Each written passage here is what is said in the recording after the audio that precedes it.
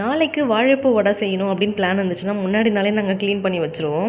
நான், sister in லா, அப்புறம் மாமியார் 3 பேரும் சேர்ந்து நைட்டு கதை பேசிக்கிட்டே க்ளீன் பண்ணியாச்சு. அதை வந்து தண்ணியில் வந்து மஞ்சத்தூள், சுண்ணாம்பு, உப்பு போட்டு நம்ம மிக்ஸ் பண்ணி வச்சுட்டோம்னா நெக்ஸ்ட் நாள் கருக்காமல் இருக்கும். காலையிலே நல்ல மழை. நெக்ஸ்ட் டே மாமியார் பார்த்திங்கன்னா ஆப்பம் செஞ்சுட்டு இருந்தாங்க. குட்டி பசங்களை குளிக்க வைக்கலாமா வேணாமான்னு யோசனையாக இருந்துச்சு. அப்புறமா குளிக்க வச்சாச்சு.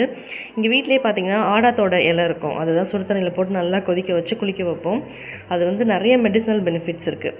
அதுக்கப்புறம் குட்டி பையனுக்கு பார்த்திங்கன்னா வசம்பில் போட்டு வச்சாச்சு. இந்த விட்டமின் D3 ட்ராப்ஸை நான் அவனுக்கு ரெகுலராக கொடுத்துட்ருக்கேன். 1 வயசு வரைக்கும் கொடுக்க சொன்னாங்க.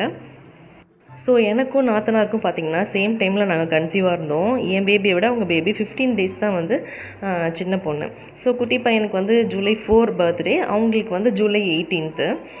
2 பேருமே வந்து நல்லா குளிக்க வச்சுட்டு ட்ராப்ஸ்லாம் கொடுத்துட்டு 2 பேரையும் தொட்டிலில் போட்டாச்சு. அதுக்கப்புறம் நாங்கள் சுட சுட வாழைப்பூ வடை செஞ்சு சாப்பிட்டோம்.